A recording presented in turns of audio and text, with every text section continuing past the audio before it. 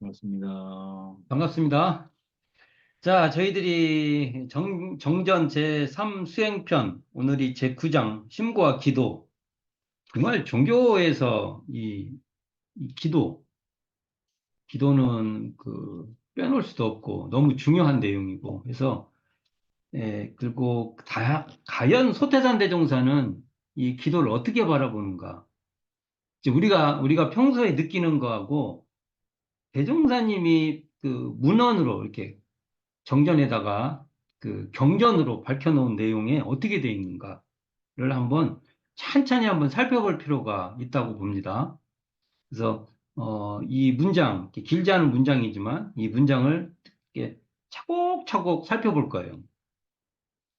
그래서 좋은 시간이 좀 됐으면 좋겠다는 마음이 있습니다. 그래서 재밌게도 대정사님께서 심고와 기도하죠. 그냥 기도 이렇게 안 하고 심고와 기도.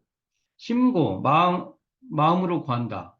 심고, 그리고 기도, 어, 바랄기, 이게 우리가 기원한다는 말도 쓰고, 기도라는 말도 쓰니, 뭔가 이렇게 바라는 거죠. 이렇게, 원하고 바라고 하는 건데, 심고와 기도에 대한 용례는, 이 교재 112쪽, 심고와 기도 원문이 있는데, 맨 아래에 보면, 대종사님께서, 묵상심고, 그다음에 실지기도, 설명기도 이렇게 세 종류로 말을 하고 있죠.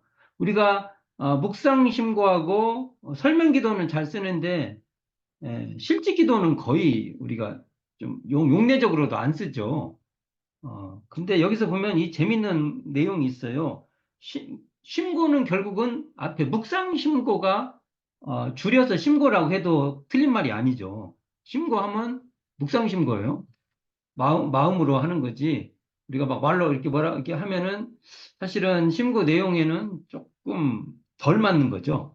이게 뭐 소리 내서 해도 심고인가? 그건 그러나 일상적으로는 심고하면 묵상심고하고 같은 말이다.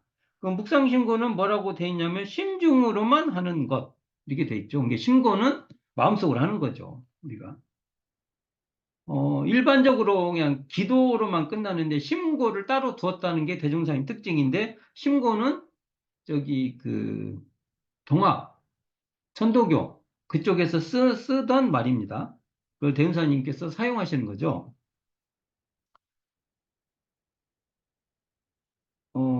그리고 이 설명 기도는 뭐라고 되어 있어요? 여러 사람이 잘 듣고 감동이 되어 각성이 생기도록 하는 것. 그러니까 설명기도 우리가 설명하잖아요. 이렇게 스토리가 있게끔 설명을 쭉 하잖아요. 감동 있고 어, 각성. 야, 그렇구나라고 각성이 되도록 쭉 그 설명이 붙은 거죠. 설에서 밝힌다. 그래서 설명이잖아요. 말을 해서 그 뜻을 잘 밝힌다. 말 그대로 설명하면 그게 되잖아요. 그래서 이것은 언제 해요? 여러 대중에게 하는 겁니다. 근데 여기 보면 실지기도가 있어요. 상대처, 이렇게. 되게 뭐 1대1이나 이렇게 소수의 상대처를 대중이 아니라고 여기는 것은 실지기도에 속한다.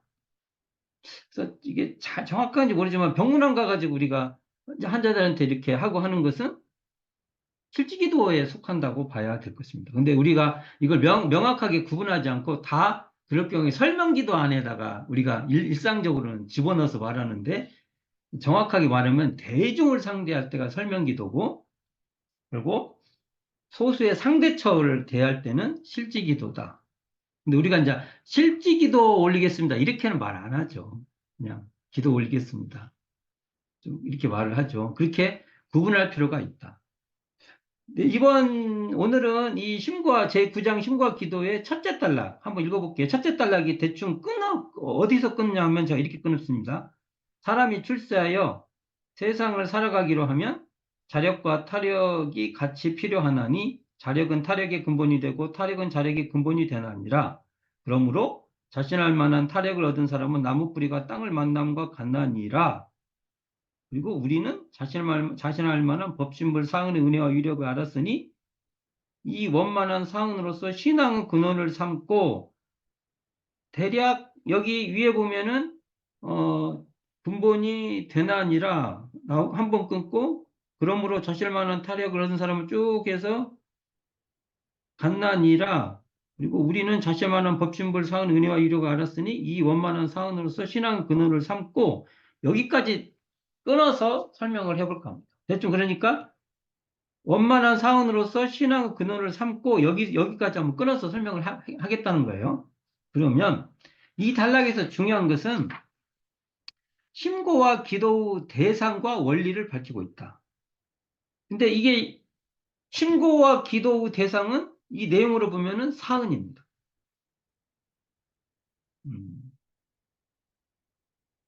우리가 법신벌 사은, 원만한 사은 이런 게 등장을 하는데 사은에 그러니까 우리가 지금 진리불공을 올릴 때도 실지불공, 진리불공 이렇게 있잖아요. 진리불공을 올릴 때도 그 대상은 사항이다. 이걸 먼저 명시하고 들어갈 필요가 있다. 보통 사은, 법신불 사은 이렇게 우리가 말을 하죠. 그러면 이거 먼저 첫 단락부터 봐보게요. 사람이 출세하여 여기서 출세는 우리가 출세한다 그런 의미가 아니라 세상에 나와서 그런 의미죠. 이것도 보통 또 설명 안 해주면 사람이 출세 이렇게 해가지고 이렇게 이해할 수도 그렇게는 이해 않겠죠. 근데 그런 게 아니라 세상에 나와서 사람이 출세하여 세상을 살아가기로 하면 세상을 살아가는데 뭐가 필요하냐면 자력과 타력이 같이 필요하나니 이게 정말 중요한 말인 것 같습니다. 대윤사님은 자력과 타력이 같이 필요하다. 자력은 타력의 근본이 되고 타력은 자력의 근본이 되나니라. 이게 이제 정의죠. 자력은 타력의 근본이 되고 타력은 자력의 근본. 서로 바탕에 있다. 이런 말로 받아들일 수 있죠. 그래서 보면 대종사님 대각을 하고 나서 이 소회를 하시죠. 그게 원불교 교사에 나오는데 어떻게 나오냐면 그 대각의 과정을 설명을 하면 강연히 말하면 그걸 전체적으로 그 강령적으로만 말하면 자력으로 구하는 중 사은의 도움이라 이렇게 말합니다. 이게 당신이 자력으로 열심히 했지만 그 바탕에는 타력이 기반돼 있었다. 이게 대종사님의 판단이십니다. 어, 근데 아까 여기 자력과 타력은 서로 바탕된다고 했잖아요. 근데 이게 너무 상식적인 말입니다. 왜냐하면 자력이 있어야 타력을 잘 받아들여요. 우리가 어, 너무 건강이 안 좋으면 막 먹을 걸 막 먹으라고 막 주잖아요. 그럼 그게 탈이 나기도 합니다. 왜냐하면 자기 소화 능력이 안 되니까. 그리고 사실은 또 타력의 공급이 있어야 자력도 크죠.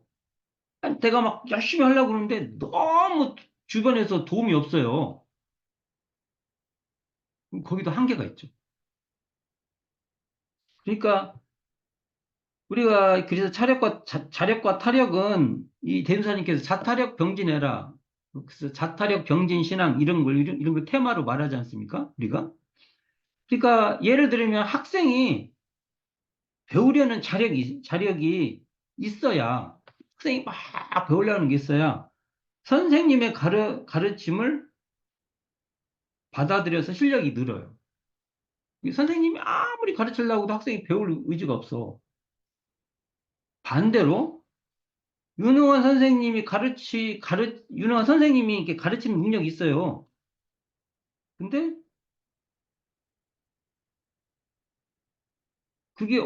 그런데 학생이 배우려고 안 하면 소용이 없고, 유능한 선생님의 가르침이 있어야만 학생의 학습 능력도 길러진다. 이런 학생과 선생의 관계, 선생님의 관계도 자력과 타력으로 봤을 때 이건 둘 다 필요하다는 것이죠. 그런 식으로 자력과 타력엔 이 신고와 기도에도 어, 우리가 왜 이 말씀을 드리냐면 그 절대적 타력자의 도움만 있으면 된다. 지금 보통 신앙행위가 그렇게 돼 있잖아요. 내가 힘이 있든 내가 힘이 없든 구원을 해줘야, 공급을 해줘야 된다. 이렇게 돼 있잖아요. 저희가. 근데 대종사님 입장은 설사 그런 운빨이, 우리가 보통 운빨 말하잖아요. 운빨이 있다 해도 그 사람이 그 운빨을 사용할 수 있는 자기 자신의 노력이 없으면 그게 잘 안 된다는 거죠. 그러니까 자력이 있어야 타력도 수용이 되고, 자력은 있는데 타력에 호응이 너무 없으면 또 안 되고, 타력은 있는데 자력이 없으면 또 타력이 별로 효과가 없고, 뭐 이런 관계를 설명하는, 너무 이건 상식적인 얘기잖아요. 그러니까 우리가 대종사님의 그 심과 기도에서 말하는 사은이라는 타력은요, 자력과 무관하게 있는 타력이 아니에요. 자, 이 중요한 얘기입니다. 앞에 이런 설명을 할 때는, 자, 우리가 신앙여행을 할 때, 막 그 타력만 있으면 다 된다는 그런 설명이 세상에 많죠. 많잖아요. 근데 대종사님은 거기에 대해서 일정한 브레이크를 거는 거예요. 자력과 타력의 관계에서 타력도 있고 자력도 있다는 것이지, 자력이 있든 없든 타력만 있으면 다 된다. 또는 자력 신앙만 있으면은 타력이 있든 없든 나는 다 살아갈 수 있어. 이것도 아니라는 겁니다. 이게 굉장히 중요한 포인트예요. 그래서 여기서 자력과 타력의 관계를 말하고 있는 것이죠.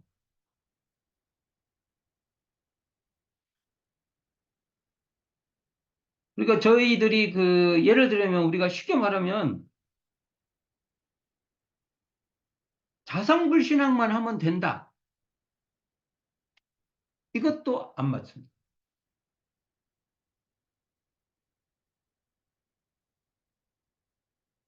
그러니까 대종사님이 말한 자성이 드러났다는 것도 이 원리로 보면은 사은이 그 자성의 그 각성 상태에 사은이 역력하다는 겁니다.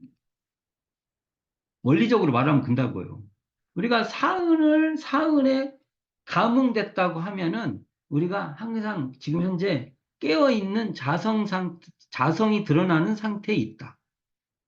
자, 원리적으로만 일단 그렇게 말을 하게요. 그래서 자력과 타력의 관계 속에서 사은도 있고, 우리, 우리의 마음도 있고, 어, 이렇게 공부심도 있다는 거죠. 자력도 있고, 그런다는 거니까, 자력과 타력의 관계를 잘 봐야 된다. 자, 그 뒤에, 다음이, 그러므로부터 시작하는 단락이죠. 그러므로, 자신할 만한 타력을 얻은 사람은 여기서 자신이 뭐예요? 스스로 자자에 믿으신 자, 이게 스스로를 믿는다. 자기 어떤 확신이죠. 자기 자신 스스로 이렇게 딱 이렇게 굳은 믿음이 있는 거죠. 믿는 구석이 있는 거죠. 이 자신할 만한 타력, 내가 스스로 믿을 수 있는 타력, 이 말에도 자타력 병진이 들어가 있어요. 자신할 만한 타력이라는 말 자체에 자타력 병진의 그, 그 어감이 들어가 있죠. 내가 사은에 대해서 내가 스스로 공부심으로 그거에 대한 믿음이, 그게 사은을 이렇게 딱, 뭐랄까, 이 교감이 되는, 공부심이 있는 교감이 되는 것이 없으면 자신할 만한 타력이 안 되죠. 이게, 이렇게 됐죠. 그러므로 자신할 만한 타력을 얻은 사람은 어떤 상태냐면, 나무뿌리가 땅을 만난 것 같은지라, 이렇게 말하면서 뭐라고 하냐면, 우리는 자신할 만한 법신불 상은의 은혜와 유력을 알았으니 이게 나무 뿌리한테 땅 같다는 거죠. 법신불 상은이. 이 원만한 상은으로서 신앙의 근원을 삼고서 쭉 다물어 나가는데, 그러면 원불교에서 신앙의 근원은 뭐냐? 상은. 음, 이런 쌍, 우리가 보통 이런 쌍과 사은의 관계를 말할 때 이런 쌍이 사은이고 이런 쌍에서 이런 쌍은 안목에서 사은이 드러나는 것이고 사은은 이런 쌍이 기반돼 있다. 논리적으로 말하면 그렇게 말하는 건데 이건 궁극적으로 이런 쌍과 사은은 어, 둘이 아니다. 이렇게 보는 게 가장 일단 쉽게 그냥 정의 내리고 나가겠습니다. 자, 보면 이걸 좀 풀어볼게요. 원만한 사원으로서 신앙을 근원을 삼고 이 규절이 참 중요한데 자, 법신불 사은의 은혜와 위력을 알았다는 것은 이 말은 다른 말로 하면 이게 자신할 만한 타력을 얻은 것이고 이것은 다르게 말하면 나무뿌리가 땅을 만나는 격과 같다. 이게 같이 연동돼서 대명사님께서 설명해 준 것이죠. 그러면 이걸 자신할 만한 법신불 사은을 한번 설명해 봅시다. 이것을. 우리 교리에 나와요. 자신할 만한 법신불 사은을 어떻게 설명되어 있냐면 교법부 총설에서요. 이렇게 설명할 수 있어요. 법신불 일원상을 신앙의 대상으로 모시고 천지부모 동법 법률의 사은을 신앙의 강령으로 정하는 것. 이 내용을 딱 줄여서 말하면 자신할 만한 법신불 사은이다. 이렇게 말할 수 있어요. 법신불 사은을 풀어서 말하면 법신불 일원상을 신앙의 대상으로 모시고 사은을 신앙의 강령으로 정하는 것 이렇게 말했어. 이것을 줄여서 말하면 법신불 사은 축약. 이게 다른 말로 하면 이 법신불 사은은 법신불 일원상인 사은, 법신불 일원상의 안목으로 드러나는 사은. 달리 말하면 일원상의 진리가 발현된 사은. 이론상 진리의 발현인 사은. 말이 좀 어려운데 일단 정의를 하고 갈 필요가 있어요. 이렇게 안 해놓으면 나중에 헷갈려요. 그래서 제가 가끔 법신불 사은이시여를 풀어서 이렇게 말합니다. 법신불 이론상인 사은이시여 이렇게. 말이 되나요? 법신불 사은이시여를 풀어서요. 법신불 이론상이신 사은, 법신불 이론상인 사은이시여. 이렇게 말해도 이게 틀린 말은 아니에요. 약간 풀어보는 거죠. 자, 그러면 이걸 주산종사님, 주산 송도성 선지님의 이 말씀으로 한번 풀어봅시다. 어떻게 되어 있냐면 회보 제34호 4호의 신앙과 수행이라는 논설에서 이 진짜 중요한 그 신고를 올리는 원리가 등장해요. 굉장히 중요한 얘기예요. 이것만 오늘 하면 끝이에요. 이게 참 중요한 말이니까. 이 교재 114쪽에 그 중간만큼 보면 뚜렷하고 텅 빈 이 부분 나오죠.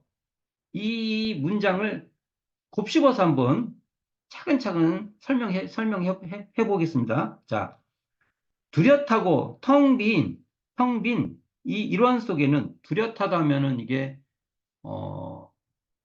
뚜렷할 원 이렇게 써도 틀립니다. 뚜렷한 자리가 텅 빈 자리고 텅 비었기에 뚜렷하고 이렇게 볼 수 있어요.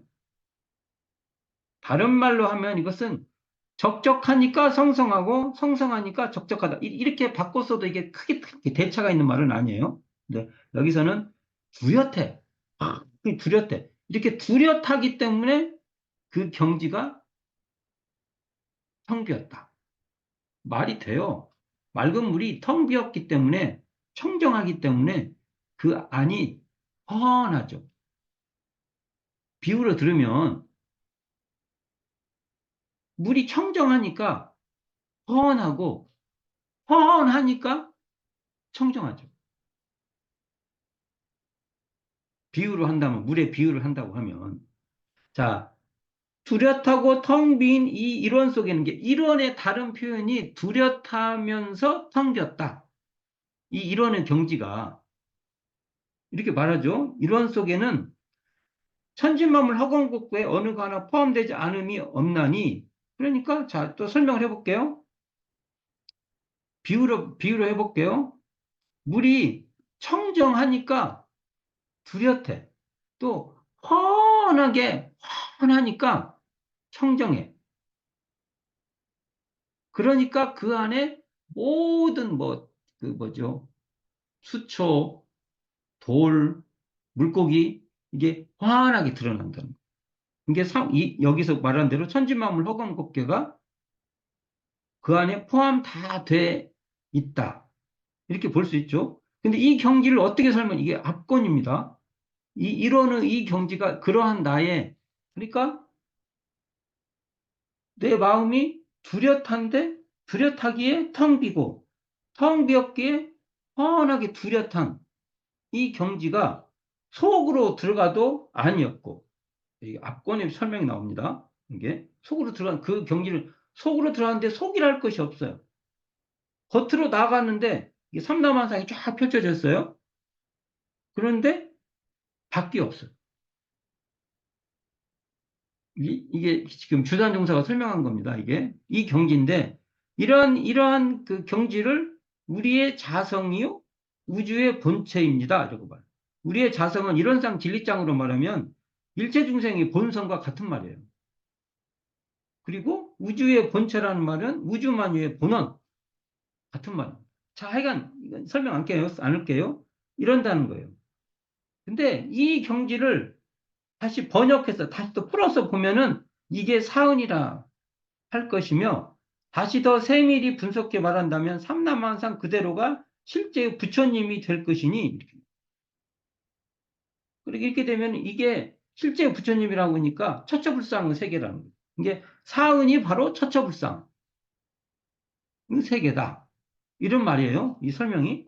그래서 합하면 쫙 수렴 쫙 하면 일원이고 나누면 펼치면 삼라만상이다. 이렇게 말합니다. 이게 굉장히 이론적 설명이지만 굉장히 중요한 내용이에요. 이게 제가 이런 말 합니다. 설명을 하는 데가 있어요. 어, 그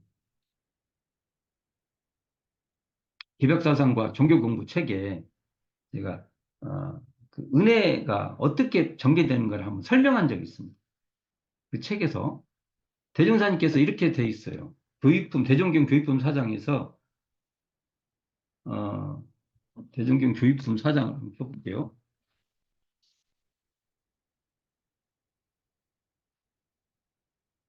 음, 이렇게 돼 있죠. 이론상의 내역을 말하면 곧 사은이요. 사은의 내역을 말하면 곧 우주만유로서 천지만물 허공법계가 다 부처님이 없나니 요 문장하고 아까 방금 읽었던 그 주산종사님 문장하고 설명이 좀 그렇지 같은 계열의 말입니다. 근데 이걸 보세요. 이게 단순하게 이해할수록 좋으니까. 자, 이론상의 내역을 말하면 사은이다. 이 말은 이론상의 안목으로 보면 은혜가 드러나고 그리고 사은의 내역을 말하면 우주만유가 다 부처 아님이 없다는 말은 은혜로 드러나는 천지만물이다. 이렇게 말할 수 있습니다. 하나 예를 들어볼게요. 여기 그 이론상의 내역을 말하면 여기서 이론상의 내역을 딱 단순하게 선악으로만 설명을 해볼게요.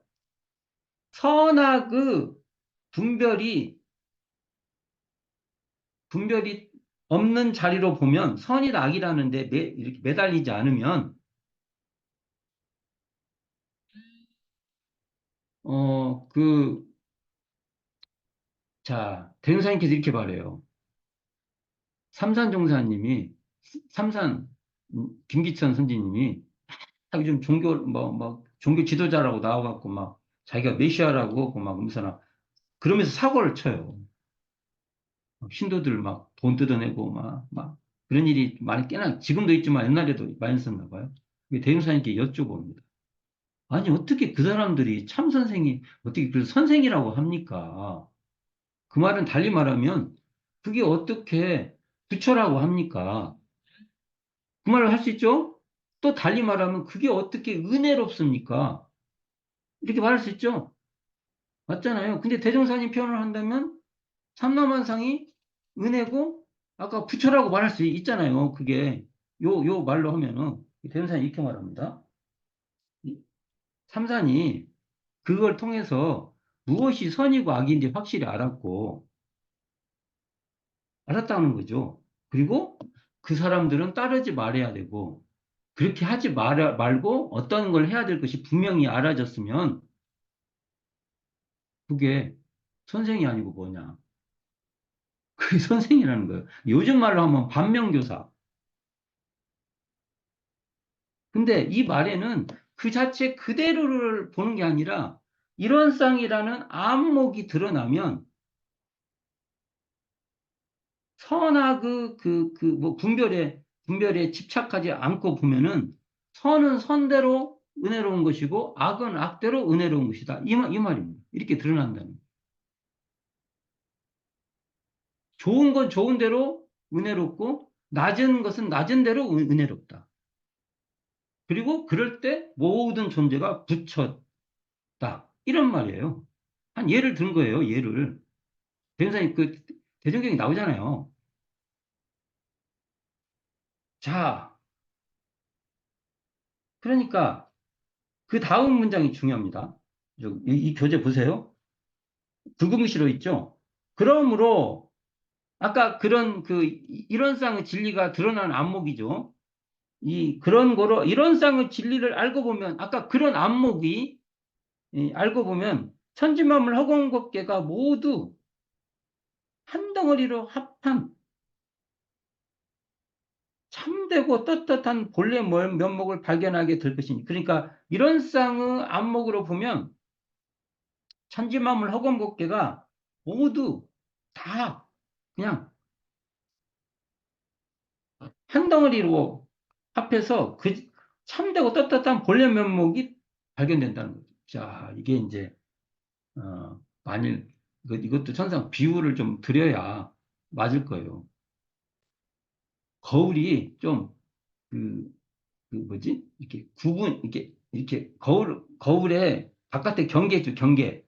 경계가 없다고 한번 생각을 해보게요. 거울이, 예를 들어서 거울이 경계가. 그럼 거울이 쫙 펴져 있어요. 그럼 이것을 일원상의 안목이라고 합시다. 이것을 그냥 일원상의 안목이라고. 그럼 거기에서 만상이 확 드러났어요. 그러면 일원상의 안목에서 한, 하나로 드러나죠. 아, 예를 들은 거예요, 그게. 근데 이렇게 그러면 그 드러난 그 자리가 참되고 떳떳한 우리의 본래 면목인데, 발견하게 될 것인데, 이곳에서, 이, 이 자리에서 한 번 예배하면, 그 자리에서, 그 마음 자리에서 한 번 예배를 딱 올리면, 천지만물 허공법계 전체의 예배함이 될 것이며, 그 이론상을, 그 자타가 둘이 아니고 선하게 매몰되지 않는 그 이론상의 자리에서 보면은, 천지만물 허공법계가 전체 예배함이 된다는 것을. 이곳에 한 번 기도하면 천지만물 허공법계 전체 기도함이 될 것이다. 이게 굉장히 중요한 얘기인데요. 원불교 신고와 기도의 원리요 방법의 제시라고 봅니다. 한 번 더 읽어볼게요. 자, 이런 거로 이론의 진리를 알고 보면 이론상 진리를 알고 보면 천지만물 허공법계와 모두 한 덩어리로 합한 그게 이론의 진리에서 그 경지를 그 경지 이론의 진리를 모시면은 천지만물 허공법계가 다 포함된다는 거예요. 아까 이게 어디가 나오냐면 맨 앞에 이 말이 나오죠. 뚜렷하고 텅 빈 이 이론 속에는 천지만물 허공법계가 어느 것 하나 포함되지 않은 것이 없나니 이렇게 말했죠.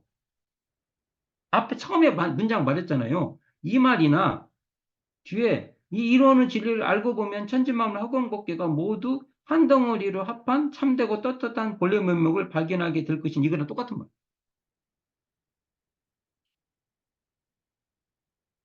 그래서 우리가 그 법신불 사은이셔에서 법신불 일원상인 신앙의 대상을 모시고 사은을 신앙의 강령으로 정한다는 그 말이 이렇게 뚜렷하고 텅 빈 이 일원을 놓치지 않고 있으면 천진만물 허공법계가 그 안에 다 포함되기 때문에 그 마음으로 기도를 드리면 신고를 올리면 전체에 예배하는 게 되고 천지만물 허공법계 전체에 기도함이 된다. 이렇게 말할 수 있다는 겁니다.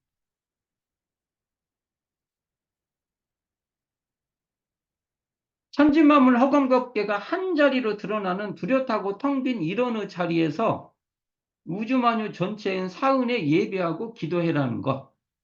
요게 심과 기도의 원리와 방법이다.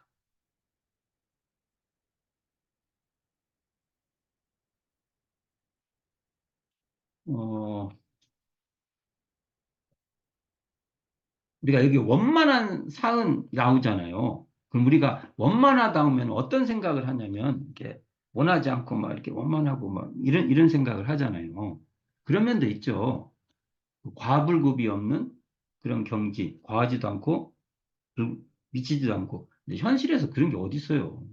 과하면 과하고, 부족하면 부족하고 다 조금씩 그러죠. 우리가 대충 어느 정도면 원만하다 이렇게 보는 거지 수학적으로 원만하다는 건 없죠. 근데 이걸 원만한 해석이 좀 고민을 할 것이 대종사님께서 회보 제40호 이론상을 모본하라는 법설에서 원만은 이론상이다라는 정의를 하십니다. 이게 원만해란 게 뚜렷한 그 형제가 가득하다, 꽉 찬다, 뭐 이런 뜻이 있는데 그래서 원만을 다른 말로 일원상이라고 일원상이 충만한 자리 이렇게 말할 수 있습니다. 우리가 지금 원만이라고 생각할 때 그러면 원만한 사은을 말하면 일원상의 진리가 충만된 사은 이렇게 말할 수도 있습니다. 일원상의 근원한 사은 이렇게 말할 수도 있고요. 또 법신불 일원상의 발현인 사은 이렇게 말할 수 있습니다. 단순히 원만한 사은이셔 하면은 거기서 법신불 사은이시여라는 말이나 원만한 사은이시여 말이나 같은 말이라는 거죠. 이게 일원상의 진리가 충만된 사은이다. 일원상 진리의 근원한 사은이다. 이렇게 말할 수 있습니다. 그래서 우리가 이렇게 원만한 사은이다 이렇게 말할 때 이런 것도 언어 뜻을 일원상과 관련된 표현이다. 그래서 116쪽 봐보세요. 우리가 진리불공 얘기하죠. 진리불공. 침과 기도는 어디에 속해요? 진리불공에 속하고 사은에 보은하는 것은 실지불공. 우리가 보통 실지불공을 당처에 한다고 해서 당처불공이라고도 쓰죠. 이렇게 말하는데 우리가 보통 법신불께 기도 올린다라는 것이 대종경에 나오지만 대종경에 나오는 법신불은 대부분 사은을 대종경으로 올릴 때 법신불로 고치는 경우가 태반입니다. 처음부터 대종사님의 용례에서 나온 게 아니고 우리가 대종경으로 서면서 법신불로 수정되는 경우가 많고 원문에는 사안으로 나와요. 처음에 처음에 이렇게 기록된 법설에는. 그럴 때 우리가 법신불이라고 나와 있는 대종경의 설명은 법신불 사안으로 읽어도 다르지 않아야 됩니다. 그러지 법신불은 사안보다 법신불이 더 높은 경지 같이 설명을 하잖아요. 그럼 위험해져요. 법신불이라고 해도 사은이라고 해도 법신불 사은이라고 해도 이게 똑같이 같은 경지를 말하는 거구나 이렇게 받아들여야지 마치 사은의 위에 경지로 법신불이 있다는 식으로 설명되는 그렇게 말하면 말은 좋지만 대종사님 말씀에 충돌을 해요. 같이 봐야 됩니다. 그래서 우리가 실지불공의 대상도 법신불 사은이고 진리불공의 대상도 법신불 사은이야지 진리불공 대상은 법신불이고, 자, 이게 왜 제가 이 말을 하냐면, 진리불공은 법신불전에 하고, 실지불공은 사은전에 한다. 이런 식으로 구분을 하면 안 된다는 거예요. 아니, 이게 뭐 그냥 하는 말 같지만 이건 심각해지는 내용이죠. 진리불공도 법신불 사은전에 하고, 실지불공도 법신불 사은전에 하는 거고, 말을 할 때, 진리불공 말할 때, 법신불이라고 해도 법신불 사은하고 둘이 아니고, 사은이라고 해도 법신불과 둘이 아니고, 법신불 사은과도 둘이 아니고, 그래서 그 상황에 따라 그것을 포괄적으로 이해할 필요가 있다. 이 말씀을 드려봅니다. 또 말씀드리지만, 뚜렷하고 텅 빈 이 이론의 안목, 경지에 있으면은 천지만물 허경곡계가 다 포함되기 때문에 우리가 이 뚜렷하고 텅 빈 그 공부심을 가지고 기도를 올리면 사은 전체 기도를 올리는 격이 된다.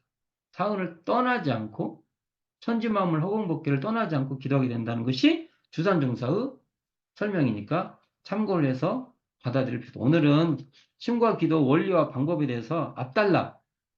원불교에서는 자력과 타력이라는 사은도 자력과 무관하게 독자적으로 절대적으로 사은이 우리를 구원한다는 그러한 인격적인 그 부처님이 아니다. 우리가 봅시다.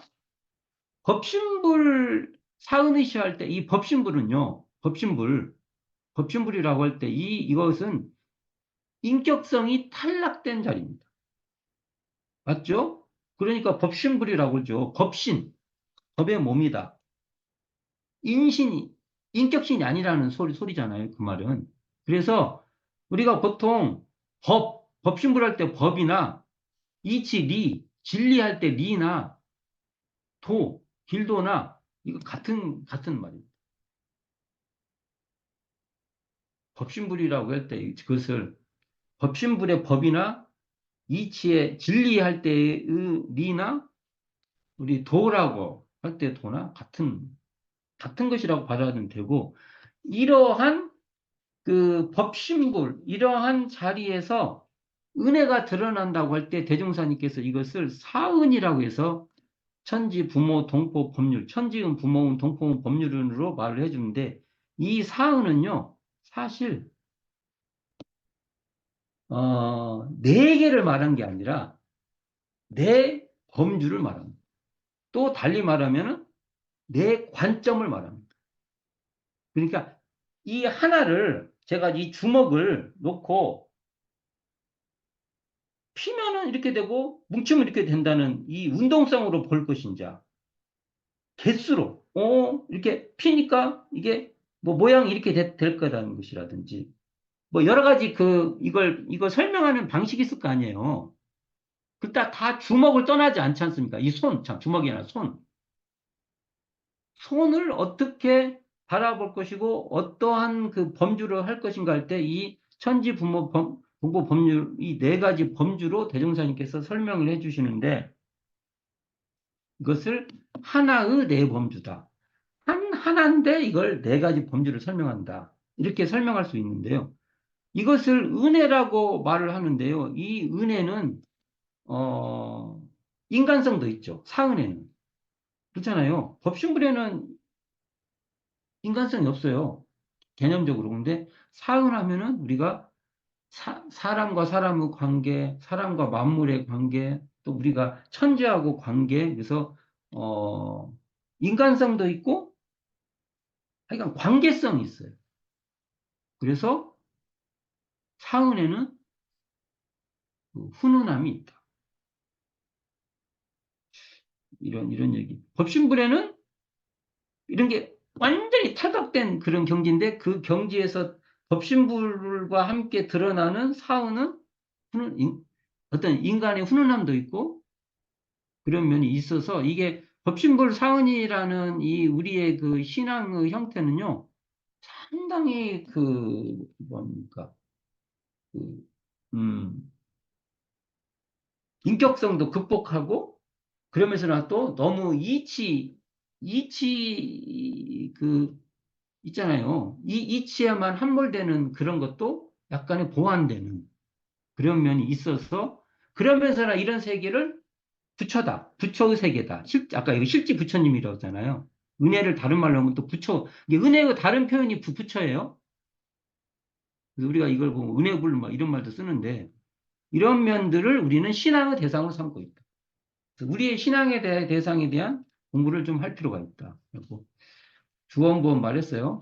그러나 주산종사의 글 잘 읽어보고 법신불 사은이 인격성이 없으면서도 또 거기에 훈훈함이 있다는 것.